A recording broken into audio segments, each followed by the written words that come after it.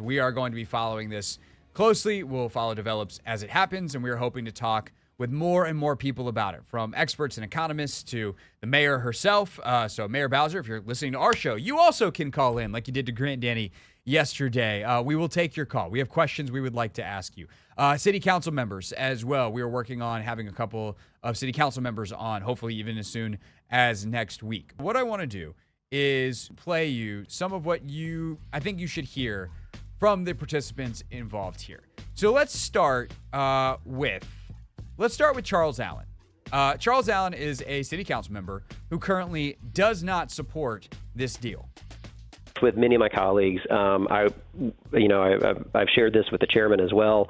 I think he shared it with you yesterday. A majority of the council does not support this proposal as is. It's too much on the public taxpayer dollar right now. I believe I have several colleagues, though, and I think all of us should be going into this process to try to get to a better deal, try to think through what could this look like. I think that there is certainly room to see changes to the deal that might garner the full support of the council. But as of right now, that majority is not there. And you hear Charles Allen, a city council member, referencing Phil Mendelson talking on Grant and Danny the previous day on if the council supports the deal. Here is that. You said you don't think there are the votes. Can you expound upon that? Are you pretty confident right now that they don't have 7 people that would support this? Well, the problem with my answering a yes is that sounds a bit confrontative, and I don't wish to be confrontative at this point. But I think that if this was before the council today, they would not vote for it, in part because we don't know enough, but in part because they would see the price tag too high, and in part because we have not seen what the mayor's proposing with the budget and the cuts that we know they're going to be in the budget. Let me just say on that, the mayor's budget was due on April 2nd. We will, if we're lucky, get it the middle of May. That's 7 weeks late. And we expect that there's going to be close to $1 billion in program cuts in what she sends to us. What is she cutting, and where is she getting the money for the stadium? And I think with those unknowns, it's hard to say that she would have support right now. So one thing I'm curious. These Go ahead. things get worked out. Yeah. Go ahead. So I don't want the headline from you sports guys that, oh my God, the council's about to stop to kibosh the stadium, because I think that's premature. So Phil Mendelson, I think, does a really terrific job there of saying, like, hey, I don't want, like, right now the answer is no, but that's because we don't know enough yet. Well, apparently that headline got back to none other than Mayor Bowser, who called in to Grant and Danny yesterday. This was not a setup interview. She called into the show to say that, hey, the lack of support, don't believe it. Got in the car. I'm headed uptown to a meeting, and I just wanted to chime in because I love the presentation, but like so many economic development projects, there's a lot of misinformation, and we're looking forward to getting people all the information that they need. But the one thing that I have to say, I heard one of the members of the council who is opposed to this project, was opposed to it before anything was announced, is opposed to having an NFL stadium there at all, say that a majority of the council members don't support it, and that is false. He and one other council member have registered that they will vote no. And all other council members are working with us and the team to get the information that they need. We've been keeping them up to date for weeks about how negotiations were going, and they're very excited for the opportunity. So Mayor Bowser's like, no, and for whatever it's worth, it's not just Mayor Bowser. Brooke Pinto is the Ward 2 city council member, and she was actually at Capital One Arena where Grant and Danny were on site the other day ahead of the Caps Game 5 win over the Canadians, and she also disagrees with the chair, Phil Mendelson, on whether or not there is enough support by the council to get this passed. No, I don't. A couple things on this. So this is not a new bill or new law that we need to have 7 votes to pass. This is part of the mayor's budget proposal. So this needs to be referred to the Committee on Business and Economic Development committee which is chaired by Councilmember McDuffie. All 4 of those council members who you mentioned, who were at the announcement on Monday, serve on the business committee. Okay. So we would welcome the opportunity to have public hearings on this deal in the next couple of weeks, have a roundtable on it, dive into the details, hear from the public, move forward a committee report that's supportive of this development, and then it would go to the full council. Now, because it's part of the budget, if somebody wants to move an amendment to excise this entire deal and come up with a new proposal, that's in their right, but technically they would need 7 votes to do that. So you start to get into some of those details and things get hairy, and we'll go through some of the details then. First, what do people want? That is one of the questions, and Brooke Pinto has thoughts on that. The last several years, what I have heard is when I've spoken to communities about this all across the city, I've said, what if we could build a stadium, but also build housing and retail and hotels and green space? And you know what so many people said to me? That would be ideal, but that's not possible. You'll never make that happen. It's happening. It's all in the term sheet. This is what people have been calling for. And so this idea that we're going to, turn our back on the opportunity for the largest economic development opportunity in our history is short-sighted, and I don't think is where we should be. Mayor Bowser has more thoughts. Well, the biggest thing that I want to correct is that this is going to be one thing or the other. I think people have in their minds the current RFK Stadium and the sea of parking that surrounds it. But what we're proposing is a vibrant, vital, mixed-use development with a built-in anchor. So there are going to be 5 separate districts, arts and entertainment district, the stadium district, Kingman Park, where we think we can build up to 5,000 to 6,000 units of housing. There's going to be 30 acres of park space, and there's going to be the opportunity for us to have our own indoor sportsplex where our children who now go out to Maryland and Virginia for indoor track and gymnastics and cheerleading will have a world-class space for themselves that the district is going to build. So these are all of the opportunities. But here's the other thing that I think is the big missing piece. And that is that you just snap your fingers and 180 acres is developed with housing. It doesn't happen that way. What housing providers need is they need a catalytic anchor to get a site like that going. And having a built-in anchor that's bringing $2.7 billion in worldwide expertise is the jumpstart that this site needs. Without it, in 2030, we won't have a vibrant stadium that's generating revenue. What we will have is a slew of community meetings talking about what's going to happen there and the hope that it will deliver in the following 10 years. So the time for RFK is now. I heard some thoughtful comments about why don't we wait or why don't we try this first? We don't have that opportunity. We come to terms with the team, or the team is going to have to find a new location. And so that is a huge part of this, right? If DC wants to spend some time waiting, and then they ultimately decided in 3 years, the stadium was the best option. That stadium's going to be under construction in Landover. And if you're going to spend 5 years debating what's going to happen, and the stadium's going to open Landover 2.0, or even if it's whatever, but that decision will have been made. This is ready-made now. This is one of the most compelling arguments, I think, for the stadium.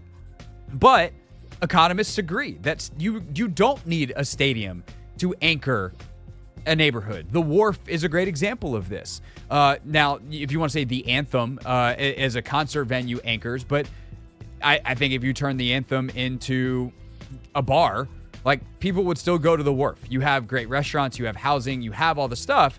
Frankly, if you turn the Anthem into a grocery store, that might even be a better use for the people that live there and people that live in the area. You'd have people going in and out, and this is the argument that economists make, right? But they do that in large. And there's a bunch of different stuff that I'm sure we'll get into with economists and others over the next couple of weeks. But that stuff is all going to take time to figure out. The RFK plans with the stadium are available right now, and they could get started and get going. So here's what Brooke Pinto, Ward 2 council member, said about what she would tell people who think they could do something better with the RFK land than a football stadium. I would say it's been 35 years and it hasn't come. This is the best deal that has ever come to us. This is a good deal for district residents, for visitors, not just sports fans, although it is fantastically exciting for that. But it accomplishes so many of our goals. Look, one or two council members have said that they don't support this deal. You know, I think the vast majority of us are really excited. We understand how important this is going to be for our city, how galvanizing it will be for our city's spirit to accept our residents and visitors from around the country and world to come to this site. There's no other stadium in the country where you can look out and see the water, see the National Monument, and really be part of the history of RFK and the nation's capital. Compelling, certainly from a storytelling standpoint. And again, one more from Pinto here.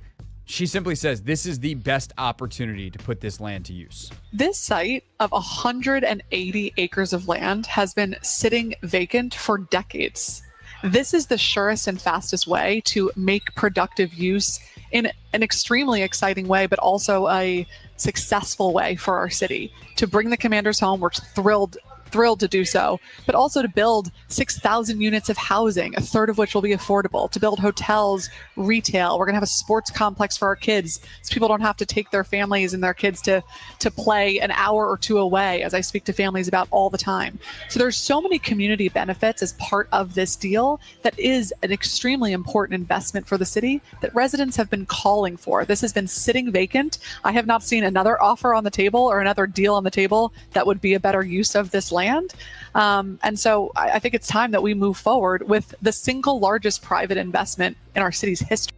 Right. So you have the benefits. You also have the fact that you're not getting $2.7 billion. Now, a lot of that, if not most of that, is going to go to the actual stadium, but you're going to get a lot of private money here. And that is something that is probably worth mentioning, obviously, as well. So then the question is, how do you work out the details to get the people that are no to yes? And one of the big, things that we're talking or going to spend time talking about apparently is parking. I think fans want to know that there's going to be a place to tailgate.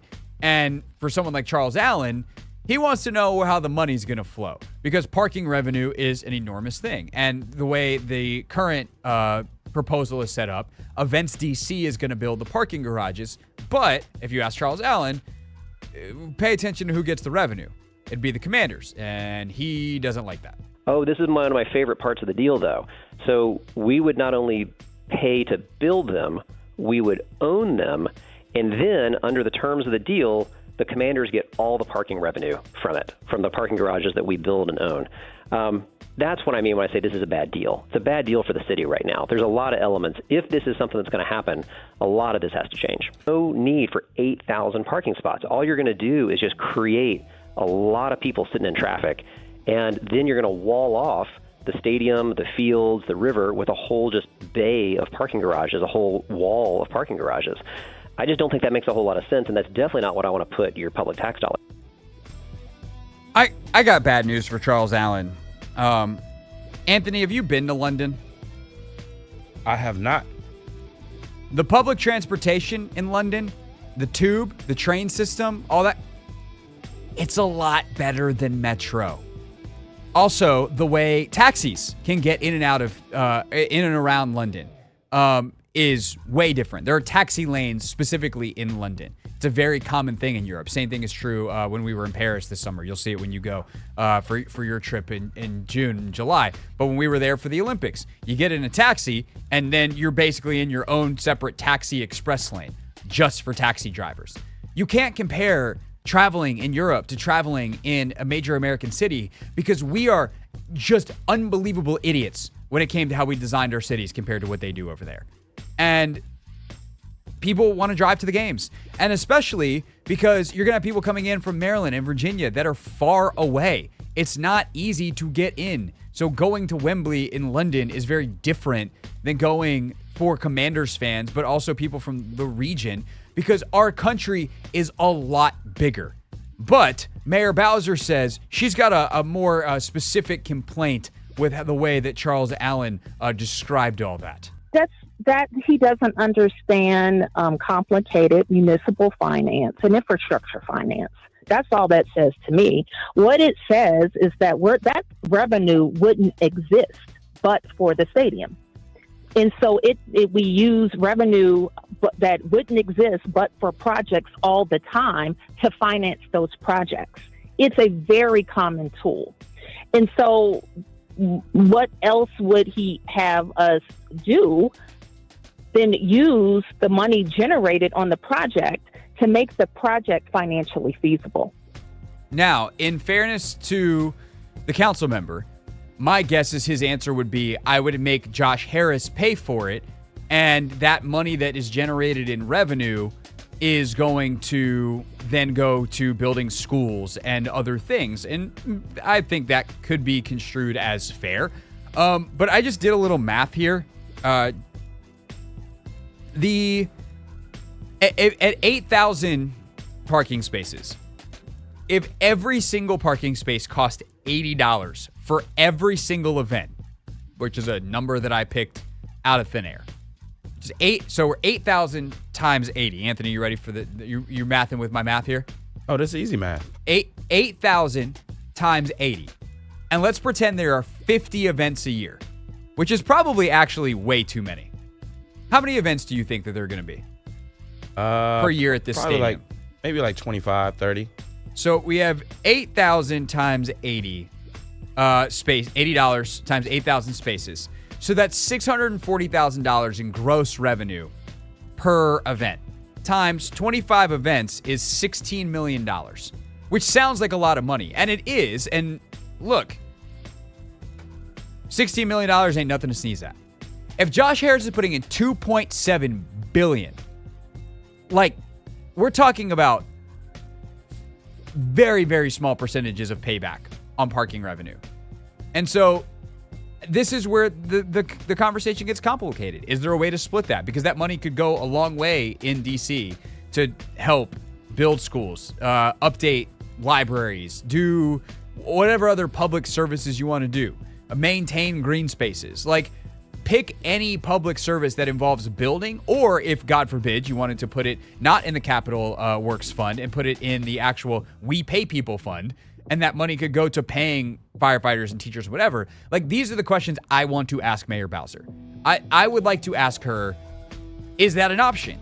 Or is that just not how this business is done? And if it's not done that way, is there a way to do it that way? So these are the fights that they're going to have over the next 3 weeks, 6 weeks, 8 weeks, 10 weeks, 12 weeks between now and July when this thing ultimately gets voted on.